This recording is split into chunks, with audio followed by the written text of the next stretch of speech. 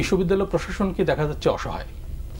আজকে আমি follow up news দেখছিলাম যে কতগুলো সিদ্ধান্ত হয়েছে যে এ মাস পর্যন্ত শিক্ষা কার্যক্রম বন্ধ থাকবে, তারপর হচ্ছে যে ছাত্র রাজনীতি বন্ধ থাকবে, এমনকি শিক্ষক রাজনীতি বন্ধ থাকবে, এবং যারা সংশ্লিষ্ট তাদের বিচারে সোপর্দ করা হবে ইত্যাদি, মামলা হবে। আচ্ছা, কিন্তু আমি মনে করি যে এই ঘটনাগুলো প্রতিরোধে মূল যে সংগঠন তাদেরকে সক্রিয় হতে হবে, যেমন বিএনপিকে সক্রিয় হতে হবে এবং জামায়াত ইসলামীকে সক্রিয় হতে হবে। জামায়াত ইসলামের ছাত্র সংগঠন কিভাবে রাজনীতি করবে এটা তাদের ঠিক করতে হবে। যেমন আপা বলছিলেন যে তারা ডিসগাইজড হয়ে, অর্থাৎ তারা ছদ্মবেশ ধারণ করে রাজনীতি করত, সেটার হয়তো বাস্তবতা ছিল হাসিনা আমলে, এছাড়া উপায় হয়তো ছিল না। কিংবা আন্দোলন চলাকালে তারা নিজেদের পরিচয় দেয়নি, তারও হয়তো একটা ভালো উদ্দেশ্য ছিল যে পরিচয় দিলে এটাকে ব্র্যান্ড করা হবে এবং দমন করতে সুবিধা হবে। কিন্তু এখন তো সেই পরিবেশ নাই। তো এখন তাদের প্রকাশ্যেই রাজনীতি করা উচিত, এমনকি বৈষম্য বিরোধী ছাত্র আন্দোলনের ভেতরে ঢুকে অন্যরকম তৎপরতায় লিপ্ত হওয়া, এই অভিযোগ কিন্তু আছে। যেমন কুয়েটের ঘটনায় বলা হচ্ছে যে এতে শিবিরের লোকজন জড়িত, তারাই শুরু করেছে হামলা। আমি জানি না ঘটনার সত্যতা কি। তো এটা যদি হয়ে থাকে তাহলে তো তাদের উদ্দেশ্য নিয়ে প্রশ্ন উঠবে যে গণ অভ্যুত্থানে যারা যুক্ত ছিল যেসব রাজনৈতিক দল, তাদের মধ্যে অন্তর্ঘাত শুরুর জন্য তারা দায়ী কিনা, এই প্রশ্নটা কিন্তু উঠবে। এবং অন্যান্য ক্যাম্পাসে যাতে এটা ছড়িয়ে না পড়ে সেজন্য আবার একটা কিন্তু ওই জাতীয় ঐক্যের ডাক আসতে পারে যে আমরা শিক্ষাঙ্গনগুলোকে অন্তত বিশৃঙ্খলা মুক্ত রাখবো এবং শিক্ষাঙ্গন কীভাবে পরিচালিত হবে, ছাত্র রাজনীতি কীভাবে পরিচালিত হবে, এই ব্যাপারে একটা রাজনৈতিক ঐক্যমত্য হতে হবে অন্তত ইন্টারিম পিরিয়ডে। যেমন ছাত্র সংসদ নির্বাচন হবে কিনা, এটা জাতীয় নির্বাচনের আগে হবে কিনা। একটা প্রশ্ন উঠেছে যে স্থানীয় সরকার নির্বাচন হবে কিনা। তো ওই ব্যাপারে যেমন কনসেনসাস হওয়া দরকার, আবার ছাত্র সংসদ নির্বাচন নিয়েও কনসেনসাস হওয়া দরকার। তো এটা অনেকে মনে করে ছাত্র সংসদ না থাকাতেই এই ঘটনাগুলো ঘটছে। হ্যাঁ, যেমন ওখানে ছাত্র সংসদ নাই, ঢাকায় নাই, জাহাঙ্গীরনগরে নাই, যে এটা আসলে কোন নীতির অধীনে চলছে না। আচ্ছা, এই যে শিক্ষা মন্ত্রণালয়, আমাদের একজন সুযোগ্য শিক্ষকের দায়িত্বে আছেন, কিন্তু এখানে যেসব কাণ্ড কারখানা হচ্ছে এই কুয়েটের ঘটনা সহ নিয়ে, সেটাকে আমি বলবো যে এই শিক্ষাঙ্গনে যে নৈরাজ্য চলছে এটার জন্য সরকারের সিদ্ধান্তহীনতা এবং নীতিহীনতাই দায়ী। তারা কোনো নীতির অধীনে এগুলো করছেন না। জি, আপনি শুনলেন যেটা আমরা কি করছি। একটা প্রশ্ন আসছে যে এই যে ছাত্র রাজনীতি, সংঘাত, তারপরে আগামী যেটা আপনি বলেছেন যে জাতীয় নির্বাচন, এই সব মিলিয়ে মানুষের মধ্যে কিন্তু এক ধরনের অস্বস্তি আছে। এই নির্বাচনটাই কি শেষ পর্যন্ত বেহাত হয়ে যায় কিনা, আপনার কি মনে হয়? না, অবশ্যই অস্বস্তি আছে, একটা পারসেপশন তৈরি হয়ে গেছে আনফর্চুনেটলি। দেখেন, যখন প্রথম প্রফেসর ইউনূস দায়িত্ব নিলেন, একটা বিশেষ মুহূর্তে, বিশেষ সিচুয়েশনে ওনার দায়িত্ব উনি নিয়েছেন, এবং সেটা সকল রাজনৈতিক দল, সকল মানে জনগণ কিন্তু ওয়েলকাম করেছে, ঠিক আছে না? এখন ওনার উপর দায়িত্বটা ওই জন্য অনেক বেশি। এখন দেখেন, 15 বছর ধরে আমরা ছাত্রলীগকে ব্লেম করেছি, এবং ন্যায্য কারণেই ছাত্রলীগের উপরে মানে তথ্য প্রমাণ আছে যে ছাত্রলীগের কারণে গত 15 বছরে কত শিক্ষা প্রতিষ্ঠান বন্ধ হয়েছে। তাদের টেন্ডারবাজি, নিজেদের মধ্যে খুনাখুনি, নিজেদের মানে কমিটি গঠন নিয়ে মারামারি, নিজেরা নিজেদেরকে খুন করেছে। মানে এই গত 2-3 বছরেতে ছাত্রদল কয়েকবার ছাত্রলীগের হাতে মার খেয়েছে, ঢাকা ইউনিভার্সিটি ইয়েতে রক্তাক্ত হয়েছে। তারপরে এখন যদি ছাত্রলীগ ব্যান্ড করে দিল, ছাত্রলীগ ব্যান্ড, হ্যাঁ, এখন ছাত্রলীগ ব্যান্ড হওয়ার পরে ছাত্রলীগের কর্মীরা কই গেছে?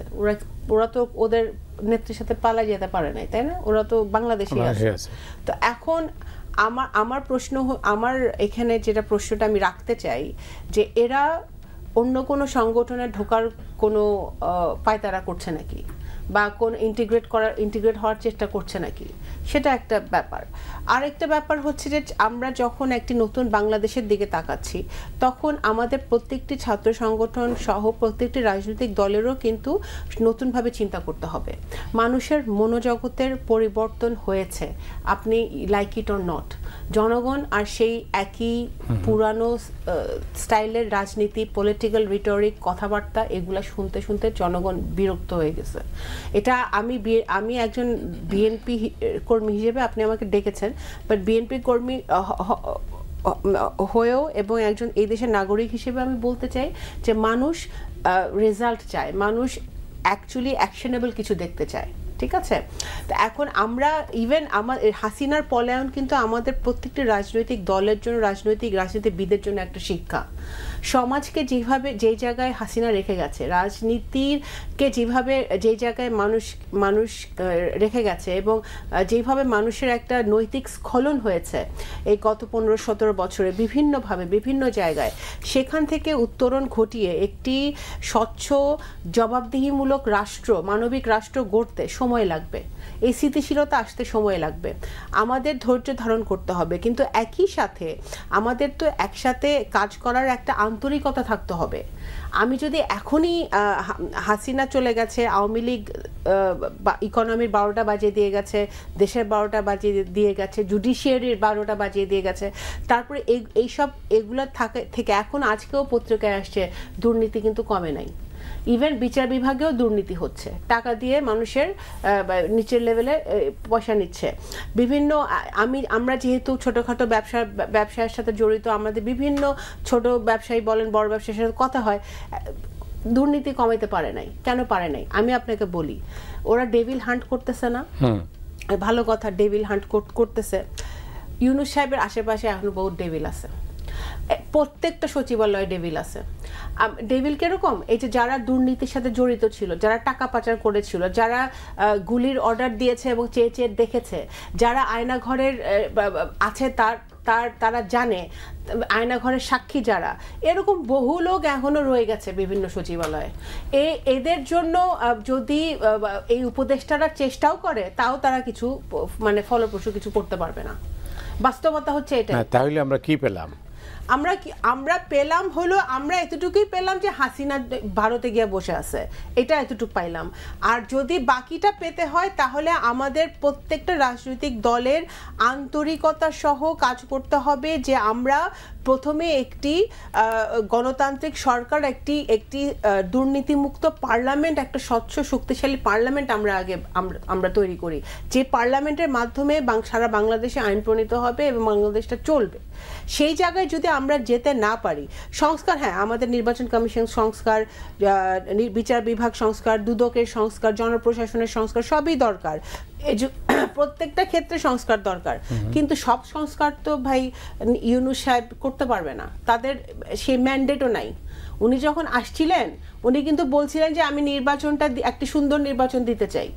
হ্যাঁ, এখন আপনি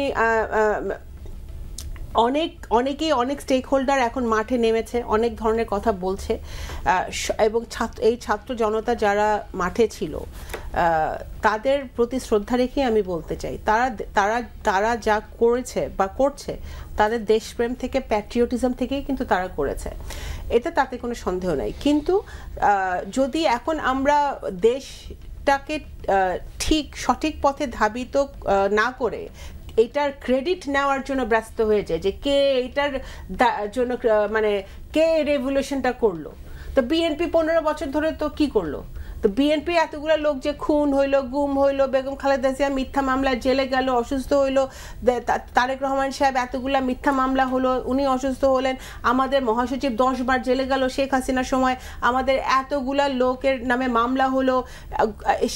তা বিএনপি তো আন্দোলনটাকে একটা পর্যায়ে নিয়ে আসছিল, তাই না? তারপরে এবং জনগণকে ঐক্যবদ্ধ করা বা জনগণকে একটা জায়গায় নিয়ে আসা, এটাও বিএনপি কাজ করেছে অবশ্যই। কিন্তু আপনারা ভালো কিছু চান, কিন্তু সময় দিতে চান না, এটার কারণ কি? না, ভালো কিছু চাই, কিন্তু বেশি সময় যখন নেবেন তখন ভালোর সাথে খারাপটাও তো ঢুকে যাবে। এই যে কুয়ের যে ঘটনা ঘটলো, এই যে আরো ঘটনা তো ঘটবে, এগুলা যদি ঘটে তাহলে তো ভালোর সাথে তো মন্দটাও ঢুকে যাচ্ছে। সেটার কন্ট্রোল কি ইউনূস সাহেব করতে পারবে? ইউনূস সাহেব করার মতো তার স্ট্যাবলিশমেন্টে কি ওই ক্ষমতা আছে? এখন একটা পারসেপশন তৈরি হয়েছে দুর্বল সরকার। এই ছাত্ররা একটা বললো, কাপাকাপি শুরু হয়ে গেল। আপনি বলেন, এই যে কয়েকদিন আগে ওই যে জুলাই রেভলিউশনে তারা আপনার করবে, এইটা যখন তারা ঘোষণা দিল, তখন সাথে সাথে ওই রাতেই প্রেস সচিবের, ইউনূস সাহেবের প্রেস সচিবের একটা স্টেটমেন্ট দেওয়া লাগলো যে এটার সাথে আমরা নাই, সরকার নাই। হ্যাঁ, ক্লিয়ার করতে হইলো, কারণ সরকার আর কারণ একটা পারসেপশন হয়েছে যে সরকার আর বৈষম্য বিরোধী যারা ছাত্র আছে তারা মিলেমিশে একাকার হয়ে গেছে, কারণ তাদের 3 জন এখন বসে আছে সরকারে। আমি মনে করি ব্যক্তিগতভাবে এটা আমার মতামত যে it's a conflict of interest. Either আপনি রাস্তায় থাকেন আর আপনি সরকারে থাকেন। ওই যে প্রথম টার্মের মতো, যে হাসিনার প্রথম থার্ড টার্মে যখন জাতীয় পার্টি সরকারেও ছিল, বিরোধী দলও ছিল, ওদের পোষ্যও ছিল, আবার সরকারের মন্ত্রিত্বের ভাগও নিচে, হালুরুটির ভাগ হয়েছে। এটা অনেকটা ওই সিচুয়েশন আমি দেখতে পাচ্ছি।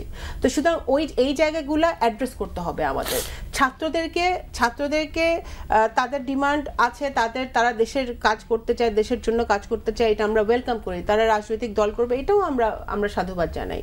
কিন্তু তাদেরকে কেয়ারফুল থাকতে হবে যে তাদের এই চাওয়াটার মধ্য দিয়ে কোনো যারা ষড়যন্ত্রকারীরা ষড়যন্ত্র করতে চাচ্ছে তারা আবার এখানে ঢুকে দেশকে আবার অস্থিতিশীল করার একটা চেষ্টা করে কিনা।